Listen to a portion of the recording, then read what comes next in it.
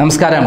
കേരളത്തിൽ ഇപ്പോൾ ലൈംഗിക ആരോപണങ്ങളുടെ ഒരു കാലഘട്ടമാണ്. രാഹുൽ മാങ്കൂട്ടത്തിനെതിരെ ചില പെൺകുട്ടികളുടെ വെളിപ്പെടുത്തൽ വന്നപ്പോൾ അതിനെതിരെ BJP-കാരുടെയും അതേപോലെ CPM-കാരുടെയും ഇതേപോലെയുള്ള നേതാക്കന്മാരുടെ ലൈംഗിക ആരോപണ അതിക്രമ കഥകളാണ് പുറത്തു വന്നുകൊണ്ടിരിക്കുന്നത്. കേരള രാഷ്ട്രീയത്തെ പൂർണ്ണമായും മലീമസമാക്കിക്കൊണ്ടിരിക്കുകയാണ്. ഈ സന്ദർഭത്തിലാണ് പ്രതിപക്ഷ നേതാവിൻ്റെ മണ്ഡലത്തിലേക്ക് ഞാൻ ഇറങ്ങിച്ചെല്ലുന്നത്. അവിടെ ചെന്ന് അവിടെ ഒരു നേരത്തെ അദ്ദേഹത്തിൻ്റെ പേരിൽ വലിയ ആരോപണങ്ങളുണ്ടായിരുന്നു. പുനർജനി എന്ന് പറയുന്ന പദ്ധതിയുടെ പേരിൽ 300ഓളം വീടുകൾ ഉണ്ടാക്കി കൊടുക്കാം എന്ന് പറഞ്ഞപ്പോൾ തട്ടിപ്പ് നടത്തി എന്നൊക്കെയാണ് ആരോപണമുണ്ടായിരുന്നത്. എന്തായാലും ഞാൻ അവിടെ ചെന്ന് പുനർജനി പദ്ധതിയിൽ ഒരു സ്ത്രീക്കും കുടുംബത്തിനും കിട്ടിയ വീട് കാണുകയും സ്ത്രീയെയും കുട്ടികളെയും കണ്ടു. അവരുടെ ഭർത്താവ് ക്യാൻസർ ബാധിച്ച് മരിച്ച ശേഷമാണ് ഇങ്ങനെ ഒരു വീട് കിട്ടുന്നത്. അവർ പറഞ്ഞ കാര്യങ്ങൾ എന്നെ ശരിക്കും ഞെട്ടിച്ചു കളഞ്ഞു. അത് നിർബന്ധമായും ഓരോ മലയാളിയും കേൾക്കേണ്ടതാണ്. നമുക്ക് ആ വീഡിയോയിലേക്ക് പോകാം. ശരിക്കും ദൈവത്തെ പോലെ ഞാൻ കാണുന്നു. സാരില്ലെങ്കിൽ എനിക്ക് ഇത്രയും വരെ എത്താൻ പറ്റില്ലായിരുന്നു. സാറിന്റെ ഒരു അനുഗ്രഹം കൊണ്ടായിരുന്നു ഞങ്ങൾ ഇത്രയും എത്തിയത്. സാറില്ലെങ്കിൽ എൻ്റെ ജീവിതം തന്നെ എനിക്ക് ഇങ്ങനെ വീട് വാടക എടുക്കാൻ പോലും പറ്റാത്ത സമയത്ത് എനിക്ക് പൈസ ഒന്ന് സഹായിച്ചിട്ടുണ്ട്. ഒരു 5 വർഷത്തോളം 5-6 വർഷത്തിന് മുമ്പോടെ എനിക്ക് സഹായിക്കുന്നു. സാർ ഇതുപോലെ എന്നെ പോലെ പല ആൾക്കാർക്കും ചെയ്തു കൊടുക്കണം. സാറിന്റെ നല്ല മനസ്സുകൊണ്ടുള്ള ഒരു പ്രവർത്തനവും സാറ് മുന്നേറിക്കൊണ്ട് ജയിച്ചുകൊണ്ടിരിക്കണം. സാർ ഒരു മുഖ്യമന്ത്രി തന്നെ ആവണം. സാറിന്റെ മനസ്സുകൊണ്ട് സാറ് മുഖ്യമന്ത്രി ആകാനും സാധ്യതയുണ്ട്. അങ്ങനെ ആവണം എന്നാണ് എൻ്റെ മനസ്സിലെ ആഗ്രഹം.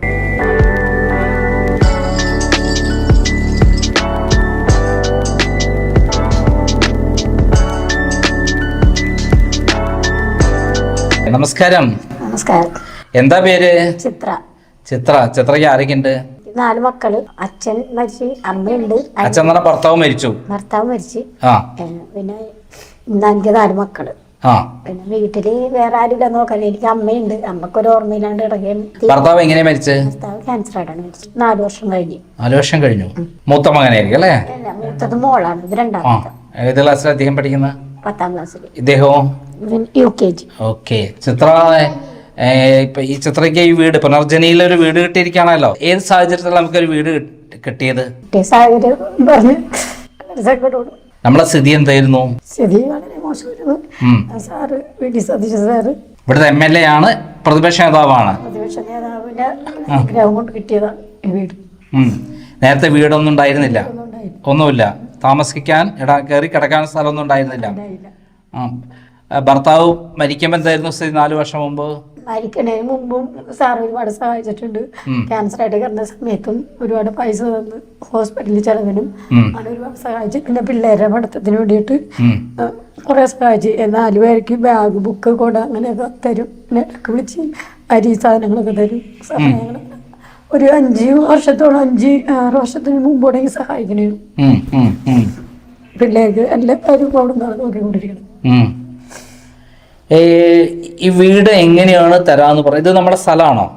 ഇതെനിക്ക് ഒരാൾ തന്നതാണ്. സുബൈദ എന്ന് പറഞ്ഞൊരു ഇത്ത 5 പേർക്ക് ദാനം ചെയ്തപ്പോ എനിക്കും അതിൽ ഉൾപ്പെട്ട് കിട്ടി. എത്ര സെന്റ് സ്ഥലമാണ് ഇത്? 3 സെന്റ് സ്ഥലം.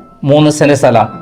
ഈ 3 സെന്റ് സ്ഥലത്താണ് ഈ വീട് നിർമ്മിച്ചിരിക്കുന്നത്. നിങ്ങൾക്ക് ജീവിക്കാനുള്ള എല്ലാ സൗകര്യങ്ങളും ഇവിടെ ഉണ്ടോ? എല്ലാം ചെയ്തു തന്നിട്ടുണ്ട് സാർ.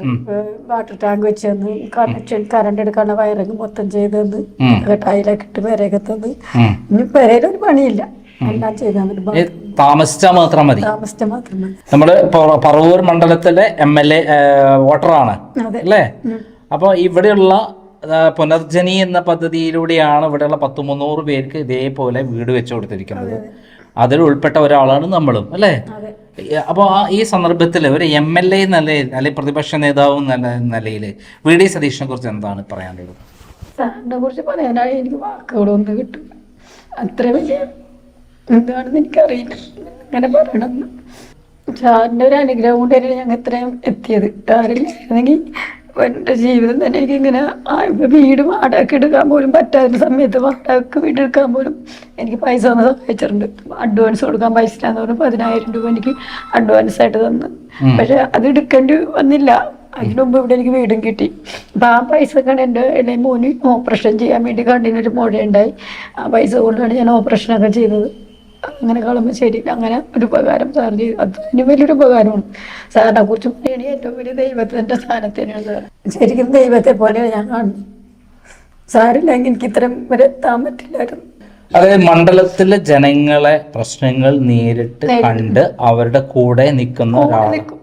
ഒരു പ്രശ്നമുണ്ടെങ്കിൽ നമ്മളെ കൂടെ നിന്ന് വേണ്ടത് നോക്കി ഒരച്ഛനെ പോലെ ഒരാങ്ങളെ പോലെ സഹോദരനെ പോലെ ഒക്കെ നിന്ന് ചെയ്തു തരും. അല്ലാണ്ട് ഒരു നേതാവാണ്, പ്രതിപക്ഷ നേതാവാണ്, MLA ആണ്, അങ്ങനെ ഒരു ഭാവമൊന്നും സാറിനില്ല.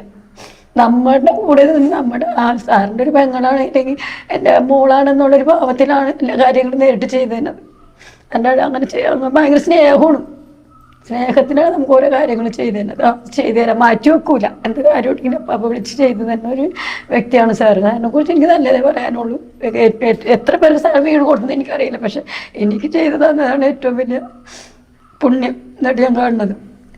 ഈ മണ്ഡലത്തിലെ ഓരോ തവണയും VD സതീഷ് ഇങ്ങനെ വോട്ട് ഭൂരിപക്ഷം കിട്ടി ജയിക്കുന്നതിന് കാരണം എന്താണ്? സാറിൻ്റെ നല്ല പ്രവർത്തനം. സാർ ഇതുപോലെ എന്നെ പോലെ പല ആൾക്കാർക്കും ചെയ്തു കൊടുക്കണം. സാറിൻ്റെ നല്ല മനസ്സുകൊണ്ടുള്ളൊരു പ്രവർത്തനമാണ് സാർ മുന്നേറിക്കൊണ്ട് ജയിച്ചുകൊണ്ടിരിക്കണം. അത് ഇനി അങ്ങനെ തന്നെ ഉണ്ടാവട്ടെ എന്നാണ് എൻ്റെ പ്രാർത്ഥന. സാർ ചെയ്യുന്ന പ്രവൃത്തിയുടെ മൂല്യമാണ് അങ്ങനെ കാണിക്കുന്നത്. നമ്മളെല്ലാവരും ആഗ്രഹിക്കുന്നുണ്ട്. എല്ലാവരും ആഗ്രഹിക്കും. ഞാൻ ഏറ്റവും കൂടുതൽ ആഗ്രഹിക്കുന്നുണ്ട് സാർ ഒരു മുഖ്യമന്ത്രി തന്നെ ആവണമെന്ന്. പല ആൾക്കാരും ദേശീയക്കാരായിരിക്കും പല വിമർശനങ്ങൾ കാണിക്കുന്നുണ്ട്. അതൊക്കെ എനിക്കറിയാം, ഞാൻ അറിയണമുണ്ട്. പക്ഷെ ഞാൻ അങ്ങനെയല്ല എന്ന് വെച്ച് കഴിഞ്ഞാൽ അങ്ങനെ ആവാൻ. അപ്പം ഞാൻ അവരോടൊക്കെ പറഞ്ഞത് സാറിന് ചെയ്യുന്ന പ്രവൃത്തി കൊണ്ടാണ് സാറിന് നല്ല സ്ഥിതി കിട്ടണം. മറ്റുള്ളവർ അങ്ങനെ ചെയ്യുമ്പോൾ അവർക്കും കിട്ടും. അത് ചെയ്യാത്തതുകൊണ്ടല്ലേ അവർക്ക് കിട്ടാത്തത്. അപ്പോൾ സാറിൻ്റെ മനസ്സുകൊണ്ട് സാറ് മുഖ്യമന്ത്രി ആകാനും സാധ്യതയുണ്ട്. അങ്ങനെ ആവണം എന്നാണ് എൻ്റെ മനസ്സിലെ ആഗ്രഹം. ഒരു MLA എങ്ങനെയായിരിക്കണം എന്നുള്ളതിൻ്റെ ഏറ്റവും വലിയ തെളിവാണ് ചിത്ര പറഞ്ഞിട്ടുള്ളത്. വടക്കൻ പറവൂരിൽ നിന്ന് തുടർച്ചയായി വിജയിക്കുന്നതിൻ്റെ രഹസ്യം കൂടിയാണ് ചിത്ര വെളിപ്പെടുത്തിയിരിക്കുന്നത്.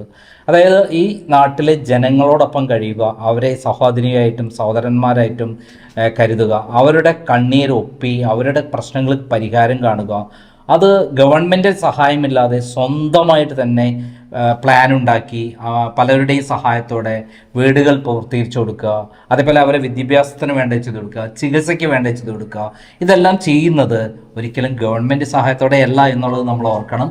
അതെ, VD സതീശൻ വിജയിക്കുന്നതിൻ്റെ രഹസ്യം ജനങ്ങൾക്ക് വേണ്ടി പ്രവർത്തിക്കുന്നതുകൊണ്ട്, ജനങ്ങളോടൊപ്പം യാത്ര ചെയ്യുന്നതുകൊണ്ടാണ്, അവരെ കണ്ണീരൊപ്പുന്നതുകൊണ്ടാണ്. കേട്ടല്ലോ, പല നേതാക്കന്മാരെ കുറിച്ചും സ്ത്രീകൾ വളരെ മോശമായി പറയുമ്പോൾ VD സതീഷിനെ കുറിച്ച് പറഞ്ഞ കാര്യമാണ്. അദ്ദേഹം അവരുടെ സഹോദരിയാണ്, അവരുടെ മെന്ററാണ്, രക്ഷകനാണ്, അതോടൊപ്പം ദൈവദൂതനെ പോലെ ഒരാളായിട്ടാണ് അവർ കാണുന്നത്.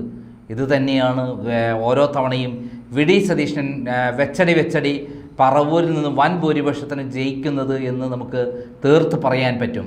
അതെ, VD സതീശൻ്റെ വിജയത്തിൻ്റെ രഹസ്യം ജനങ്ങളോടൊപ്പം നിന്ന് ജനങ്ങൾക്ക് വേണ്ടി പ്രവർത്തിക്കുക, അവരുടെ കണ്ണീരൊപ്പുക, അവരുടെ പ്രശ്നങ്ങൾ പരിഹരിക്കുക, അത് തന്നെയാണ് ഓരോ തവണയും പറവൂരിൽ നിന്ന് അദ്ദേഹം വിജയിച്ചു പോകുന്നത്. ഞാൻ കണ്ട സ്ത്രീ നേരത്തെ ഒരു CPM-കാരൻ്റെ ഭാര്യയായിരുന്നു, CPM കുടുംബത്തിൽപ്പെട്ട ആളാണ്. ആ CPM ആണോ CPI ആണോ കോൺഗ്രസ് ആണോ എന്ന് നോക്കിയിട്ടല്ല അവർ VD സതീഷിന് വോട്ട് ചെയ്യുന്നത്. അവർ അത്രമാത്രം ആ പറവൂരിലെ ജനങ്ങൾ ഒന്നടങ്കം എന്ന് വേണമെങ്കിൽ പറയാം VD സതീഷിനെ സ്നേഹിക്കുന്നു, അവരിൽ ഒരാളായി സാധാരണക്കാരായി അവരുടെ കൂട്ടത്തിൽ നിന്ന് പ്രവർത്തിക്കുന്നു എന്നുള്ളതാണ് VD സതീഷിൻ്റെ പ്രത്യേകത.